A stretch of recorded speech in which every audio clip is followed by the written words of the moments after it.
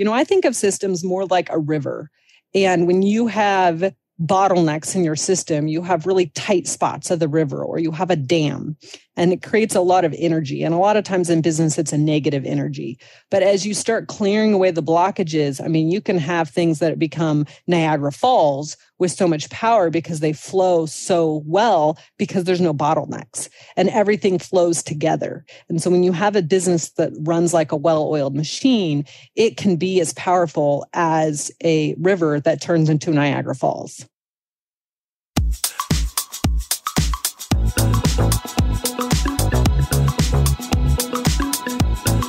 Hey, it's the Profit Answer Man, Rocky Lalvani. If you're new to the podcast, check out my interview with Mike Michalowicz. It's episode number 2. If you want to hear about each chapter in the Profit First book, go back and listen to episodes 3 through 13. Episode 1 is the why and how. On the Profit Answer Man, we learn money mastery without all the complicated accounting mumbo-jumbo, using a simple system. Your accountant is busy documenting your transactions and creating a rearview mirror of what happened. My guess is you don't even look at the reports they sent you. If you're like most business owners, you struggle with this, and it's not your fault. We aren't taught money in school, and accountants aren't taught how to be profitable. The Profit First system created by Mike Michalowicz works, and he certified me to help you implement the system in your business. Remember, the new equation is sales minus profit equals expenses. Let's face it, without cash flow, you can't pay your employees, buy needed materials, or pay your mortgage and support your family. I help you to do that and more, so you can focus on the parts of the business you love and receive the rewards for your labor and investment into your business. The stronger you are as a business owner, the more jobs you create, the better we are as a country. Small business owners are the backbone of America, and for that, you deserve to be well rewarded. Just remember, more revenue does not equal more profit. That's why we focus on the bottom line.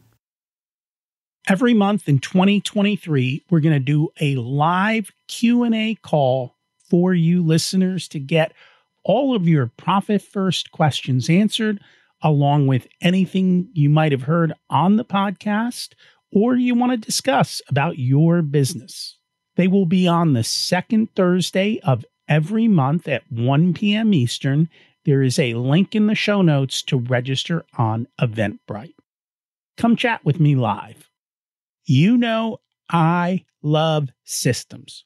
Now, many of you may not love systems, but you know what they allow you to do? Have fun while someone else runs your system. Your business also becomes more profitable. Some of this sounds hard, but it's a lot easier than you can imagine. Maybe you need a roadmap to get started.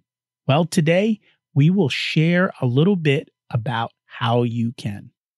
Liz Chism is an experienced business operations coach, entrepreneur, and an inspiring success story. She has over 9 years' experience in entrepreneurship, starting with her own craft brewery business that she co-founded with her husband. While the brewery was an unsuccessful venture ending in bankruptcy, Liz soon discovered that without proper systems and processes in place, it was difficult to manage the business and still have time for family and personal goals. This realization led her to become a business operations coach, where she helps business owners streamline their operations, scale their businesses, and avoid common pitfalls while creating a sustainable business in high growth mode. Let's meet Liz and find out how that's possible. Welcome to the Profit Answer Man, Liz Chism. Thanks for having me. You are most welcome. Can you share a little bit about yourself and your business? Sounds good. So I'm Liz Chism, and I started out 9 years ago, quitting my corporate job, like most people, and going out on the journey of starting a craft brewery in San Diego. And so I actually was the operations manager and also the head brewer. So all the recipes were mine. This is kind of a fun little tidbit about myself. And through that experience, I learned how to effectively put in systems and operations into a brewery. So it's manufacturing and a retail space. So it's both sides. And, I was the typical business owner that worked 100-hour weeks with no breaks and, did not have finances in place that were, leading to long-term success and those types of things. And, got to that breaking point of something had to change or else this was not going to work. So we ended up, really focusing on our operations, really making our business run like a well-oiled machine. And as a result of it, I stopped working 100-hour weeks and, took off at least a week, if not two per month, and only worked about 30 hours a week with that business. And then we decided to get out of the brewing industry and focus on growing our family. And so since then, people were like, well, how did you do all of this? How were you able to run a business and have a family at the same time and not go crazy? And so that's when I started working with small businesses, family startups and those types of things to really help them create that work-life balance that so many entrepreneurs want.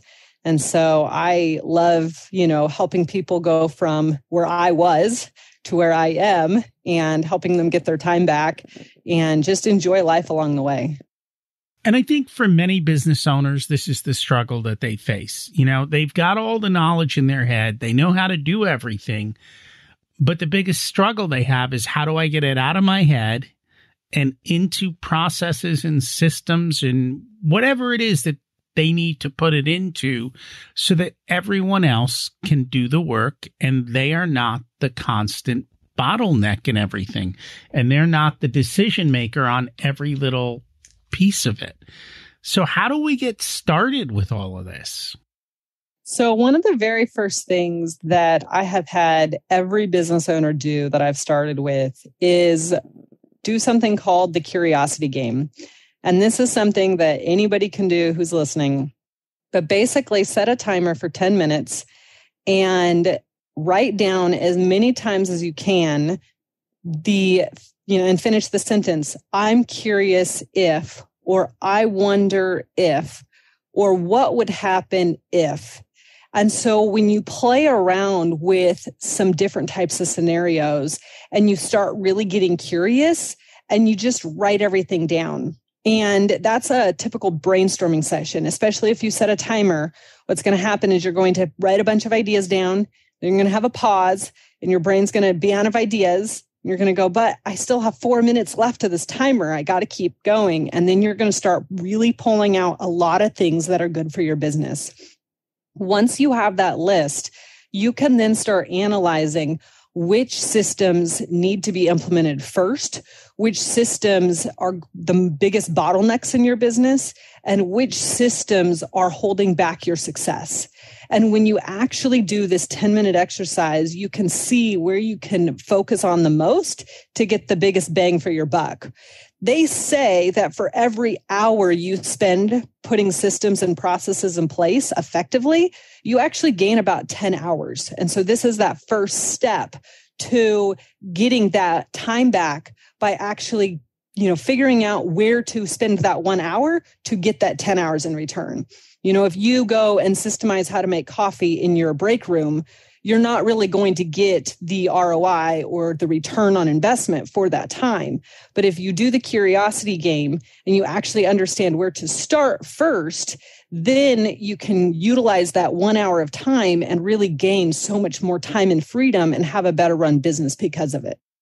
You shouldn't be worried about coffee in the break room. Exactly. Irrelevant.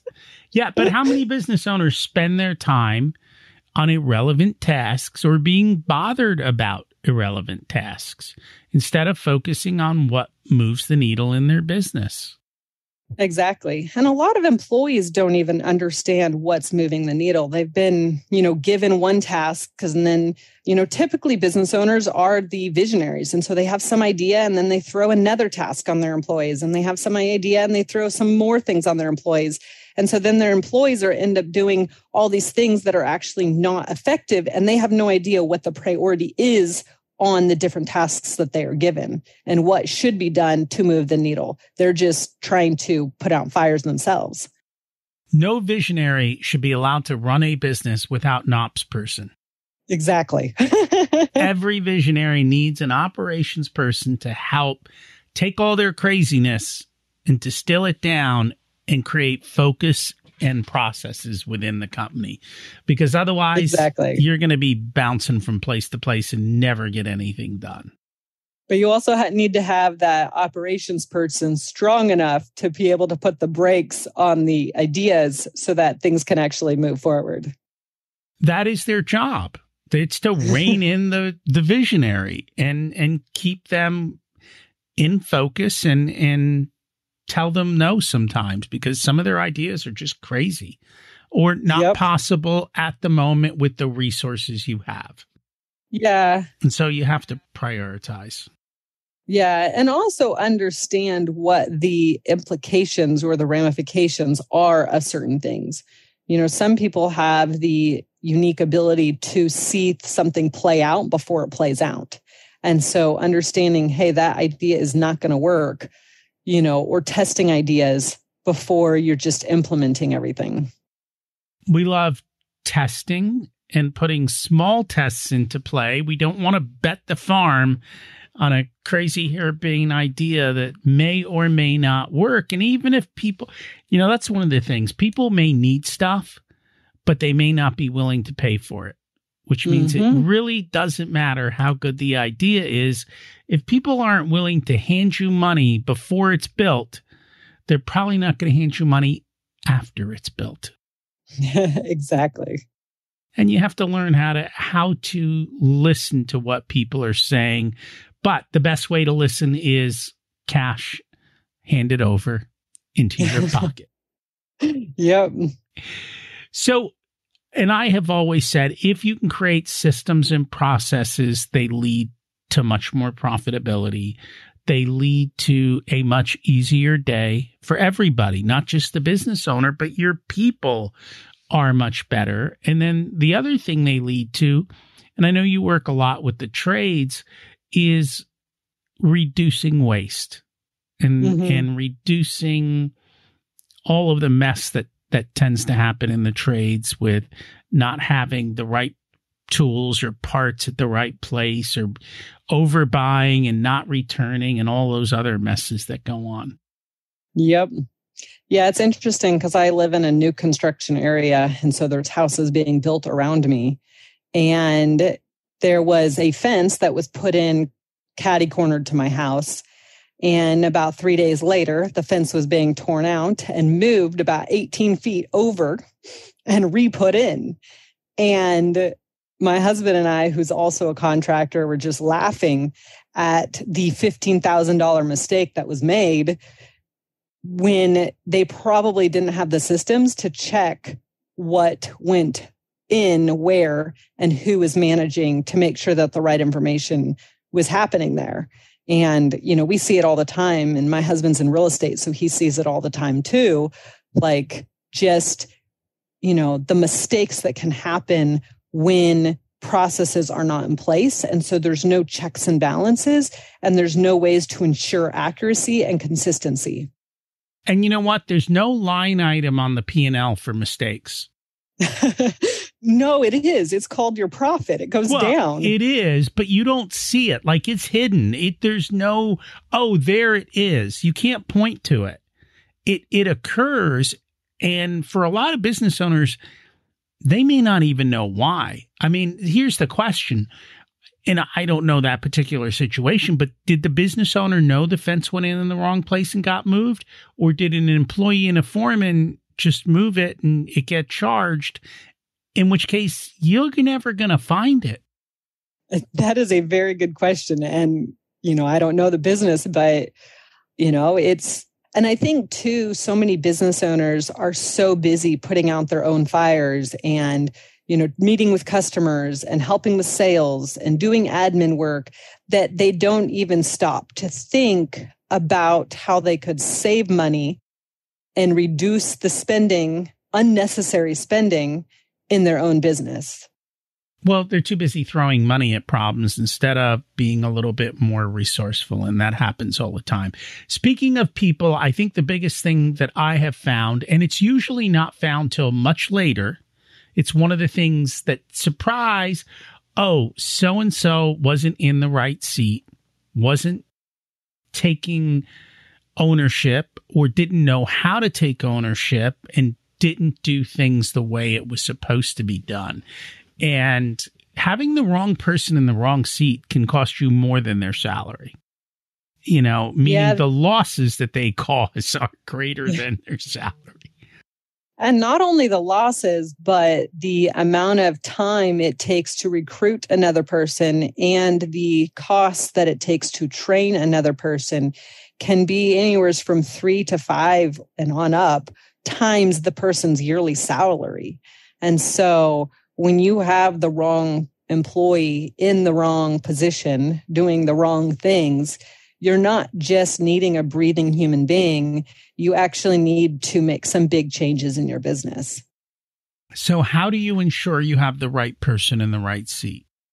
So I like to approach it from a couple of different perspectives. One is to make sure that the business and the business owner and the business culture understands where the business is going and how it's getting there and what it's accomplishing. So this can be considered, the vision, the mission, the values of the business. And a lot of times people have these great mission statements or they have this, big, vision for their business, but they don't actually put it down into layman's terms. When somebody says, oh, we're a company of integrity, well, what does that actually mean? Because people have different interpretations or different ways that it can play out specific to situations. And so really understanding what your business is, how it is, and what it stands for. And then once you clarify that, you hire to those values. You hire people whose mission fits in your mission. You hire people whose values are the same as their values. And so then you're not really training for changing somebody's being. You're training to teach them how you do things, and you're teaching them their processes and stuff. And so when you first start out with understanding, I call it a systems foundation, but when you start out with really hammering that out and really understanding that, then it's very clear mirror of who belongs and who doesn't belong. And then from there, there's opportunities to use systems to understand whether or not somebody is in the right way, in the right seat. Because if they're not able to do what they're supposed to be doing, then they're not doing it, according to the standards. You can actually have that conversation. And that's so true. I find that it is much easier to train people how to do things than it is to train the behaviors. And so we've always said, hire to your culture, hire people who have the values and the people who show up. Like, you can't teach how to show up every day on time, right? But you can teach them what to do when they show up. And so I think too often we hire for skills and not for that culture and that fit. And that creates a problem. And then it's 6 months to a year before it gets fixed. But I also feel like the business owner may not really fully understand what their culture is or what their values are. And so there's no way of understanding whether or not a person fits to that because they haven't actually defined that or made a conscious note of curiosity of what that is. So someone's going to define your culture. If you haven't, then someone else will. and I think that's the part that a lot of people don't realize is your culture's being defined. And you need to make sure that you're part of that choice. Because if you're not, then there's a problem. I talk to a lot of business owners that, are struggling and, they complain that there's, no good help around. And they usually blame it on, Gen Z or millennials or whatever. They come up with all sorts of excuses of why there are no good employees around. And if you look at some of the bigger companies like Costco, for instance, they are always hiring and they never have a help wanted sign out. I mean, I have two brothers that worked there and, they were like, well, I don't know if Costco's hiring. I'm just going to put in my application because it's a good company to work for. And Costco has that reputation of being a good company to work for. And so they put in their applications and yes, they did get a job there and they loved it. And it was demanding. It was hard work. They were not expected to be lazy at all. There was no tolerance for anything. And they had a great, career going through college, working at Costco. And, if you want to hire those types of employees, you have to be the company that attracts those types of employees. And so when you don't have systems and everything is scattered and, chaos is happening all the time, you end up attracting chaotic people, which just bring down your business. Well, and they hire a certain kind of people, and there's no doubt about it. I mean, I can tell you, having been there and to their competitor, you can tell, like their employees are night and day, and Costco's got less of them. So even though Costco might pay 50% more, the quality of the work and the level of the work, they don't need anywhere near as many people, so they can get by on the fraction of the people, which means less management, less headache, less supervisors, less everything you have to do, and you still get everything else done. And Costco's one example of many, and we've talked about it before on how to do that and how to build that kind of culture. But if people want to work for you, you can also pay them less. Now, in Costco's world, they get paid more, but there are many places that actually can pay less because people want to be part of that culture. And that makes you more profitable. Exactly. And it was pretty cool. Like I said, I had two brothers that worked at Costco and they both have very different strengths. One's introverted, one's extroverted. They had two different strengths and Costco starts both of them, they're teenage boys pushing carts. Like they're strong men. They can do the carts. And then as they understood their skills, one brother who's really good with numbers went and actually worked on their financial staff. And the other brother was extroverted and loved people, and they put him in membership. And here's this 19, 20-year-old kid in membership dealing with everybody's problems because Costco actually had the systems in place to recognize the different strengths and weaknesses of each individual. And so they were able to put the right people in the right seats because they have the systems in place to understand what's going on. Now, how did he get into, what was he doing in finance at that young age? He was counting all of the cash and doing all of the deposits and all of the bookkeeping till 1 or 2 in the morning. So everything was balanced before the next day. Interesting. Yep. And, and those are the things that have to get done. And again, here's the thing, though. Costco can hire some kid to do this. Why can't you? Yeah. But you've got to create the systems and processes, right? And controls. Because I think most business owners are like, but he's going to walk away with all my cash. And that's not necessarily true. Yeah, but that's where you can put the checks and balances into place. So that way everything is not reliant on one system. And that's when all your systems work together. I think of systems more like a river. And when you have bottlenecks in your system, you have really tight spots of the river, or you have a dam, and it creates a lot of energy. And a lot of times in business, it's a negative energy.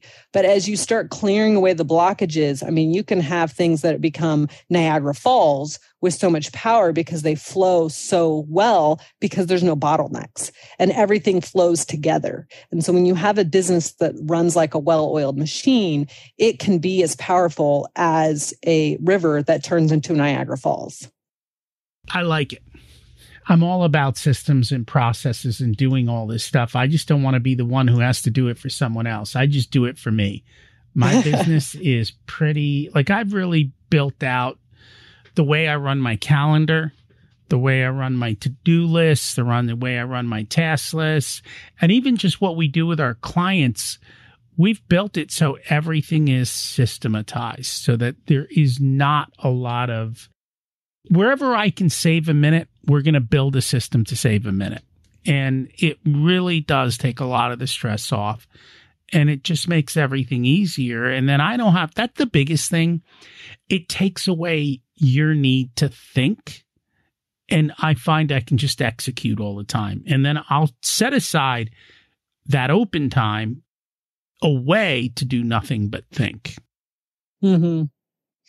I think a lot of business owners get bogged down with decision fatigue, and they're constantly making decisions, and they're constantly trying to figure out, well, if this happens, then what do we do? You know, a customer is complaining about X, Y, and Z. Oh, now I have to think about how to solve this problem instead of putting the systems into place where the problem can get solved up until a certain point. And then it's like, okay, maybe I do need to take it over because it's a unique situation or something. But I know that one of the systems that we put into place, which we got the idea from Tim Ferriss's book, 4-Hour Workweek, is when we've gone out of town, we give our admin a certain amount of money, even if we're not in town. I mean, if we are in town, but we're not going out of town, but we give our admin a certain amount of money that they can spend to fix problems, to buy things that are necessary, and they don't have to get permission from us. And so there's no, hey, I need a, X, Y, and Z that costs $20. For a lot of businesses, they don't have the process for that. And so that $20 ends up costing an hour of time to try to figure out whether or not to spend the $20 instead of just giving ownership of that job and saying your budget is to, $100. And if you can solve problems, save money, make solutions, do whatever you need to do, and it's under $100 per month, or whatever the price is, depending on the business and the position, then spend it and don't ask me questions. Like, that's your money to do it, and put some guidelines in place for that. But it gives you so much more freedom to not have to deal with all the small stuff that really doesn't make a big difference in your business. And I think that's a big part of it. Give people the agency to make decisions, but make sure that you don't give them too much authority that they can blow up your business. So checks and balances. And again, if you're making a $20 decision, the cost of making the decision is probably 10x the decision. Exactly. And you just need to get out of it and make it much more simple and take care of that. I think the biggest problem people have is, how do they create all of this? Because the biggest thing they tell me is, I'm on the hamster wheel, I don't have time. And I'm like, well, if you don't get off the hamster wheel and make time, you'll never get off the hamster wheel, and you're going to be in this constant back and forth. So how do you get them to make time to do what they need to do? So that's a tricky one, because the first thing that I like business owners to do is do a time audit. And depending on whether or not they are going to follow through with it, I try to make it as easy as possible. Some people say to do a time audit every 15 minutes. I can't even do that. It's just too much.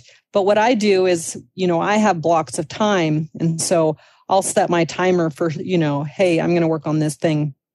And so then I create blocks of time, and then I write down what I did within that block of time, which doesn't take a lot of time from a business owner's perspective. And then from there, you can kind of see what you can cut out and what you're wasting your time on. Making these $20 decisions, putting out fires that didn't really need to be put out because somebody didn't know they needed to call the manager first versus the boss first. I even know business owners, because I work with a lot of trades, where they need a tool from the warehouse, or they need an extra, couple rolls of masking tape. And it's the business owner who's running to the warehouse, throwing it in his truck and running it over to the job site. It's like, no, get the youngest man on the totem pole to get in his car and go get the masking tape. And so when you really start looking at where you're spending your time, you can typically find a few extra hours. And that's all you need to do, is start with just a couple of hours and really understand, okay, now that I have those few hours, and then it goes back to that curiosity game and really spending that. But, if you don't know where your time is going, or if you don't know where your profit is going, your finances are going to be a mess. If you don't know where your time is going, your schedule is going to be a mess. If you don't know where your business is going, your operations are going to be a mess. And so just being curious and really understanding what's going on is the best way to start. Now, why didn't someone have a checklist that told them they needed masking tape for that job? Exactly. That would be the smart thing. They should never be going out there without whatever it is that they need at that moment. And I think that's literally what it comes down to. Every time you've got to do something like that, it's time to stop and say, how do I prevent this from ever happening again? Now, understand something. If it's a 1 in a million, move along. But if it's something that is consistently happening a lot, then I think at that point, you got to call it and say, hey, this is happening too often. We need to put the time and effort into building out a system to make this work better. Yeah, there's definitely two ways to think about that. So there's always finding those bottlenecks, those things that are interrupting the flow. And then there's the opposite of that and really honing in on what is working. When I've worked with real estate agents and they're like, man, I love open houses. I, do open houses and I get 3 or 4 leads. I don't have time to do open houses. I have a team and they should do open houses and that type of thing. And I'm like, okay, well, if that's a win and you're doing open houses really well, then let's systemize that. So that way that can be repeated because that will then generate you more business in the long term. And then, you can look at what's not working as well. But when employees see things happening and the rewards from focusing on the wins, then the bottlenecks end up disappearing on their own because the employees end up putting the systems into place to fix that in the first place. And empowering employees to make those decisions and rewarding them to make you more profitable is something I love to do. Oh, yeah, definitely. Is there anything we should have talked about today that we did not get a chance to?